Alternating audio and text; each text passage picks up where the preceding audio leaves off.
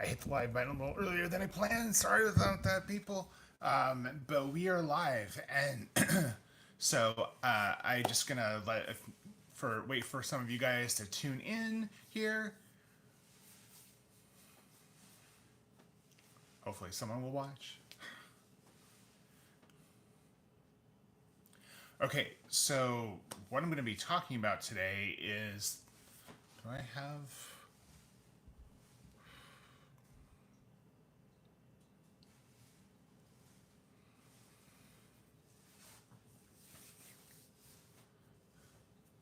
Hey guys. So you know what? It's holiday season. Holiday season, and people are doing a lot of baking, and I get this question a lot. I also hear this a lot from people who follow me on social media, on YouTube, wherever, Twitter, wherever, and it's baking can be a frustrating process for some people, right? Have If you've ever made something and it's been a little frustrating for you, it's because you mix everything together, right? You put it in the oven and then you just have to wait and hope it all turns out. And there's a couple things that I think can really help people not have failures in the oven or when you're baking, and it's just something simple that can get in the way. And so today what we're going to talk about is baking soda. We're going to talk about baking soda specifically. The reason for that is it's used in so many things, right? Cookies, so many baked goods use baking soda. It's such a common ingredient that I think a lot of times people don't quite understand how it works, what it is, what you can substitute with it, or even if you should be using your baking soda, right? So, what I'm going to kind of go over today, I'm just going to talk about how to test it for freshness, what baking soda is, how you can not or can substitute it, all of those things, because I think it's really important that you want to make sure the ingredients that you're using are fresh and ready to use. And baking soda is one of those ingredients that we have in our cupboards, right? It's just on hand and ready to use, but you don't always know if it's fresh and ready to use. So here's the first thing first. So with baking soda, typically baking soda doesn't really go bad. It doesn't spoil. Same thing with baking powder. It doesn't spoil and it doesn't go bad. It just loses its punch. That's what happens. So over time, it loses its punch, but it does not go bad. And so what you want to do when you get your baking soda, when you purchase baking soda, is, baking soda will keep for a very, very, very long time. The main thing is you want to store it in something airtight. So a lot of times it comes in an airtight container, but sometimes it doesn't. If you get the little tiny Arm& and Hammer, boxes, if you get those, once you pop them open, they aren't airtight, right? You just have that little cardboard flap. And so the reason for that, if you store it in your cupboard that way, it's not going to be airtight. You don't want it exposed to moisture. You don't want it exposed to sun. You want to store it in a cool, dry place, and you want it to be airtight. So that's really, really important when you purchase your baking soda. No matter what kind of container it comes in, when you're storing it in the cabinet, wherever you store it, make sure you store it in an airtight container. You want it in a dark, cool place. That's really, really important. Okay, so that's first thing. Purchase your baking soda, store it in a cool place, any airtight container. You don't want it exposed to any moisture. It'll last for a very, very long time. Usually the date is years into the future. And here's the thing for that. So with your baking soda, if you've had it in the if you've had it in the cupboard for a very long time and you want to know if your baking soda is fresh, I'm going to show you how to test it. But what is baking soda? So baking soda is sodium bicarbonate. And the thing about that, baking soda actually occurs naturally. Most US baking soda comes from a river basin in Wyoming. So it occurs naturally. It's sodium bicarbonate. And what's happening when you're using baking soda is reacting with other ingredients in that mixture to create carbon dioxide. So that's what gives our cookies or our baked goods that lift. So the baking soda is creating that lift when you're baking. So if you have any, I just want to see if there's any questions on that right now. So I'm going to get into showing you how to test your baking soda for freshness. That's the next thing I'm going to show you, but I want to see if we have any questions on that so far. Okay, so nothing's popping up. I think we're good. Okay, so here's how you test your baking soda. You want to take your baking soda. I'm just going to do it here in this little cup so you can see. So you want to take your baking soda. So this is really important. You want to test your baking. If you've had your baking soda in the cupboard for a little while before you get to baking, I recommend doing this test.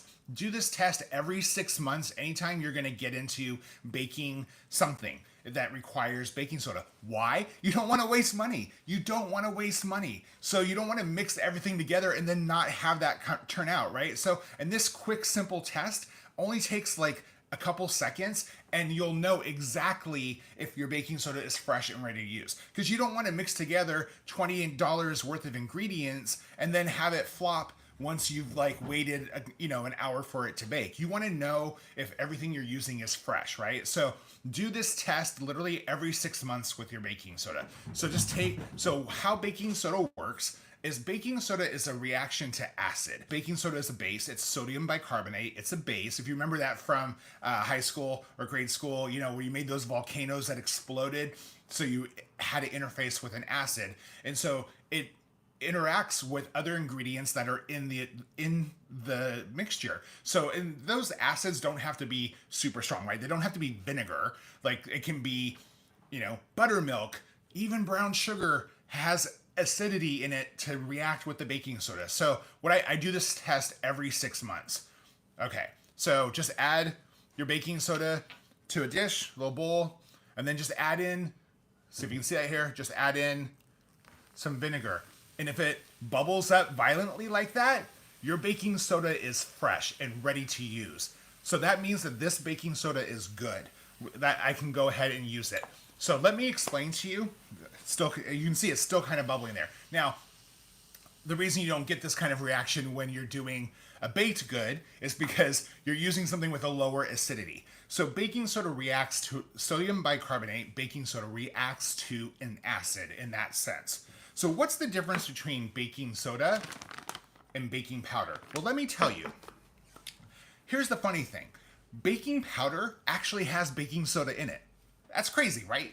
Okay, has baking soda in it. So baking soda reacts to an acid. Like I mentioned, it reacts to like buttermilk, vinegar, brown sugar. It reacts to whatever you're mixing together. So if you add it to something, as soon as you add it to something, it's going to start reacting. Which is why if you have a batter or a dough that you're making that requires baking soda, once you mix it in, you can't really let that batter or that dough rest for too long, because that reaction is going to begin as soon as you start mixing it in. Very, very important to know that, because some people like to put things in the fridge and have it rest. So baking soda starts reacting immediately. In fact, it's still, if I swirl this around, you can still see it's still kind of bubbling a little bit in there. So that's really important to know. So baking soda is sodium bicarbonate. Baking powder, as I mentioned, it has baking soda in it. Baking powder is made up of baking soda and an acid, usually something like cream of tartar, and like cornstarch to kind of keep everything separated. So here's the thing, here's the main difference. When you add baking soda, it immediately starts reacting. But baking powder does not. Baking powder is a different kind of reaction. And baking powder, it reacts to heat and to liquid. And the reason for that, it's kind of this dual reaction. So because, as you just saw, as I just showed you, baking soda reacted to the vinegar, it got that violent bubble, right? That violent bubble was it's so fun. I just want to I can't tell you how many times I've wanted to take like a whole bag of this and just pour a bunch of vinegar in it. So baking powder is different in that sense. So baking powder, it reacts to liquid and to heat. So you can test your baking powder too, but it's a little bit different. So I'm gonna warm up some water, and then while that's warming up, I'm gonna explain why. Give me 1 second here. Okay, so we're gonna warm up some water. Just gonna heat that up. Got our water warming up. Okay, so baking powder is different in the sense that it reacts to liquid and to heat. So you can usually, if the recipe calls for baking powder, you can put baking powder in something and let it rest for a bit, because it's going to still require heat to actually get that reaction, because baking powder is made up of baking soda and an acid. So what happens is it slowly reacts over time once it's mixed together, once there's a heat reaction involved. And that's basically how you test it. You test it by adding your baking powder just to a little bit of like hot water, and you should get the same sort of reaction that you got from the baking soda, because baking powder already has both the baking soda and the acid in there. So it has the same thing that we saw with that baking soda and that vinegar. So you're going to get that reaction in hot liquid, which again, if I would test your baking powder every 6 months before you make something, just to make sure that it's going to give you the reaction that you want for your baked goods, because the last thing you want to do is make a batch of something, spend $20 on ingredients, put it in the oven, wait for an hour for it to cook, and then have it not turn out. So let me get the hot water here. Okay. So have our, let's just see how. It's hot enough, I think. Okay. So here we have our hot water.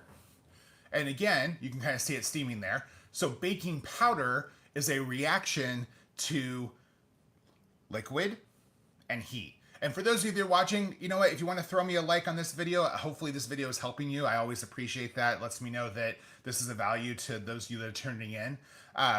So here I have my baking powder, and in the same sort of sense, you want to get a reaction. So when I add it, see how it's bubbling? See the bubbling action there?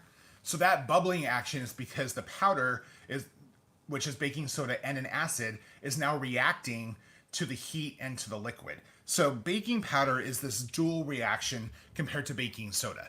So here's the question, one of the $1 million questions, right? Can you substitute baking powder and baking soda? No. Now, there's a lot of blog posts out there that give you ways to do it, but I'm going to say don't do it. Just don't do it. Now, here's the reason why. With baking soda, it reacts to acid. So if you have buttermilk, brown sugar, some sort of acid in your recipe, when you mix in the baking soda, it's going to eventually react to that acid. And those recipes are usually developed so there's not any baking soda left after that reaction, because that reaction is carbon dioxide, right? So basically, you're adding in your baking soda, it's going to react with an acid in the mixture, and that creates carbon dioxide, which gives those cookies that lift, or that cake that lift. It's what's going to create carbon dioxide and add lift to our baked goods. And for those of you tuning in, yeah, hey, you know what? Throw me a like if you can. Really super appreciate it. So baking powder, which is baking soda and has its own acid included in it, if you swap the two, you're going to have an imbalance between the acid and the base, right? So if you use baking powder and baking soda, if you swap those two, by adding baking powder instead of baking soda, you're going to be left with more acid probably in your recipe, or not enough acid to consume the baking powder, and it's going to taste metallic. So those two are not really swappable in any way. Now you can adjust your recipe if you're savvy enough in the kitchen to do so, but honestly, I feel that it's just better to have both of them. And, you know, I think that use the one that you need, because baking soda, like I said, it starts reacting immediately as soon as it's mixed in, but baking powder is a dual reaction. As we saw with the hot water here, as soon as I added the baking powder in, it started violently bubbling. And that's because baking powder has baking soda and an acid, cream of tartar usually, in it to start reacting. Now, some recipes do call for both, and there's a reason for that. The reason that some recipes call for both is because there's enough acid in the recipe that the baking powder alone is not enough. You want to still get some more lift, and you want to still use up some of that acid and have a much more balanced recipe. So some recipes do call for both, and that's totally okay. But I recommend not substituting them. Now, I've seen substitutions listed for baking soda. Like you can use, I think I've seen club soda. Some people mention using yeast, like all these different. I think baking soda is so common that I feel that it's worth just sticking to the recipe in that sense. Now, I'm going to say one more time how to test these things. So, I recommend if you have baking soda or baking powder that's been sitting in your cupboard and you haven't baked, maybe you're not a frequent baker, maybe you haven't used them since you baked last Halloween or you baked last Christmas or whatever, and that's totally understandable because holiday season is when we typically are baking more than we usually do. So if you haven't used those ingredients in the past 6 months, that's what I recommend doing. Taking your baking soda, take just a little bit of it. You only need like a teaspoon. Take your baking soda, add it to some vinegar or lemon juice or some sort of acid. Add it to some, add just a little bit of acid to it. It should bubble violently, and that's going to let you know that that's good to go. Those bubbles, those violent bubbles, are what allows you to know that it's creating that carbon dioxide. That's what's going to give your cookies that lift. Now, the thing is, these ingredients don't spoil. So you're never going to get to a point where you're like, hey, that's not good for you, that's unhealthy, there's a health risk for eating. They don't spoil, they just lose their punch. So over time, your baking soda might not give as much lift as it once did. You'll see that deterioration. Your baking powder is not going to give as much lift. With your baking powder, for testing that, a little bit different. As I mentioned, it's a dual reaction type thing. So it reacts to liquid and it reacts to heat. So basically, to test your baking powder, you just want to take some of it, add a little bit of it to some hot water, very hot water. And as you saw, when I added it to the hot water, it bubbled violently. And again, that is just the same sort of thing because baking powder is a combination of baking soda and acid. So it just reacts completely on its own. If you're making something ahead of time with baking soda, like you really can't make it too far in advance because it starts reacting immediately, where baking powder does not. I'm just wondering if there's any questions about what I've kind of been covering so far. Like, if this is helpful, I would love to know. Like, tell me, hey, like, yeah, this is helping you with your baking. You were wondering about this. Like, let me know if there's any questions at all. Maybe I have the chat here. Oh, okay. So you just to recap, to test your baking soda, you want to add a little bit of baking soda, add it to some acid like vinegar, test it every 6 months if you haven't used it before you make something. With your baking powder, you want to test it every 6 months also. Add baking powder to hot liquid. Both of these should bubble violently. They're both sodium bicarbonate to some degree. Baking powder just has more ingredients. It just has that acid in there. So test it to make sure it's bubbling. I don't recommend swapping them. You can't use them interchangeably at all. And that's because one is missing the ingredients of the other. So baking soda is just a single ingredient, but baking powder has baking soda and the acid in it. So you can't really easily swap them out. You're going to ruin your dish. I think that I've tried some of the other substitutions like club soda, and I just never get that. You don't get the same lift or texture that you get by using baking soda. Another thing about baking soda, just to kind of let you know, this is not related to baking at all, but baking soda is actually the best way to clean your produce. So there's actually been a test, they actually tested this, there's like a research on this, where they found that baking soda removes more pesticide residue from produce than, get this, it removes more pesticide from produce than bleach. It does a better job than bleach, and it's much more mild. So you can take your baking soda. Here's what I like to do. If I'm washing my greens or whatever, potatoes, whatever I'm washing, add it to a bowl of warm water, put in a couple tablespoons of baking soda, let it soak in that warm water with the baking soda mixed in for about 15 minutes, and then just scrub it and wash it off. And the produce it's so good. It's the best way to wash your produce. I highly, highly recommend it. Baking soda is great for that, but it's also great for other things, right? You can use it to unlock a drain, or you can use it to brush your teeth. I actually do use it to brush my teeth sometimes. You can use it for so many different things, but it really is multi-use. But that's basically how you test your baking soda. Don't swap baking soda and baking powder. When you purchase either baking soda or baking powder, store them in the cupboard in an airtight container. If they don't come in that, like for example, as I mentioned, those little Arm & Hammer like cardboard boxes, they just had that little flap. That's not airtight. So you don't want exposure. You don't want exposure to moisture. You want them in a cool, dark place, in an airtight container. They will last for years. And that's really where this test comes in, because you can kind of just make sure that they're still working. And that saves you money. So you don't have to toss it out. You don't have to throw it away because you're unsure if it's still going to work or if it's still fresh. They don't spoil. They never spoil. So you never get sick from these ingredients. They just lose their impact. So you can test them. I recommend testing them every 6 months. Make sure that they're fresh. Make sure that they work. And then you can make whatever tasty thing you want to make. So for those of you that are watching, if you haven't watched me before, I go over a lot of like food storage, food hacks, really like how to save money, how to reduce your food waste.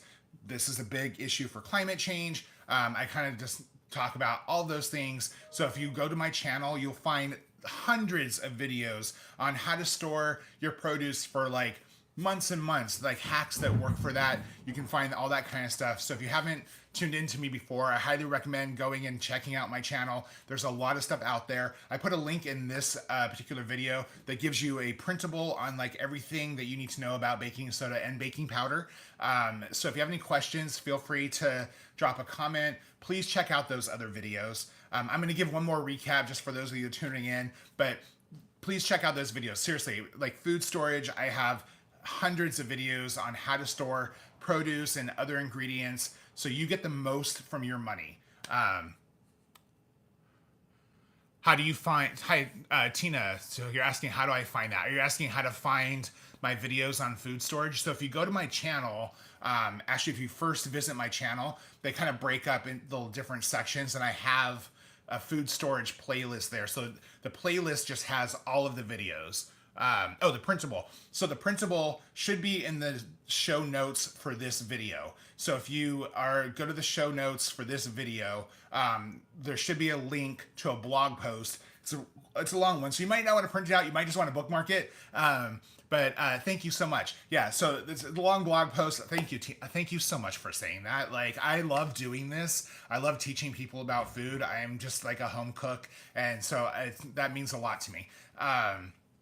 So yeah, so you can find the link there. So tons of videos on how to do this stuff. One more recap. Again, for those of you tuning in, if you don't mind giving me a thumbs up on this video, I'd appreciate it. Being able to do this is an honor, and I love helping people cook and save money and fight food waste. And so I'm always happy to do that. So, okay, let's go through it. You're buying your baking soda or your baking powder. When you bring it home, you want to store it in an airtight container in a dark, cool place. It will last for a while, a really, really, really long time, years even. It doesn't spoil at all. It's not going to make you sick. It's only going to lose its impact. In order to see if it still has its impact, all you have to do is do a test. Okay, so for baking soda, what's the test? The test for baking soda is to add a little bit to acid. So acid can be lemon juice, lime juice, vinegar. Add a little bit to acid, and then you're gonna see it bubble violently. That means it's working. For baking powder, a little bit different. Baking powder is a two-step reaction. It reacts to liquid and to heat. So because, I'll explain this in a second, because of what it's made up of, that's why it has that dual reaction. So for baking powder, you wanna add a little bit of baking powder to really hot water. When you add it to the hot water, you're gonna see it then bubble up. If you don't see bubbles, if you don't see it bubble violently, that means it's no longer good. It is time to just get rid of either of those products. They're not gonna have the punch that you need, because what they're doing is they're creating carbon dioxide. So when you're baking with them, whether it's baking soda or baking powder, when you're using them, they're creating carbon dioxide. They give those cookies, baked goods lift. That's what makes them nice and light and airy. So baking powder, again, is made up of baking soda. Baking powder is baking soda, and then an acid, usually cream of tartar, and then like cornstarch. It's those three ingredients mixed together. And so it already has the acid in it. So you can't interchange them. If you add baking powder to a recipe that only requires baking soda, then that recipe is going to have more acid in it than it needs to have in it. If you do the opposite, you're not going to get that acid. There's not enough acid in the recipe to interact with the baking soda, and it's going to taste really just not great, like really metallic. So so that's how you use those. So anyway, if you have any questions, you can hit me up in the comment section. Please check out my other videos. I would appreciate that. If you're not a subscriber, please subscribe. And if there's something you want to see, hey, drop a comment that too, because I'm going to be doing vertical lives more often, more frequently, and I'm just here to help. It's an honor to do this. So I'll see you guys next time. Thank you so much for tuning in, and have a great day. Have a happy Halloween. You like my ghost shirt? So you get it? Broccoli, cauliflower. It's a ghost. Okay. See you next time.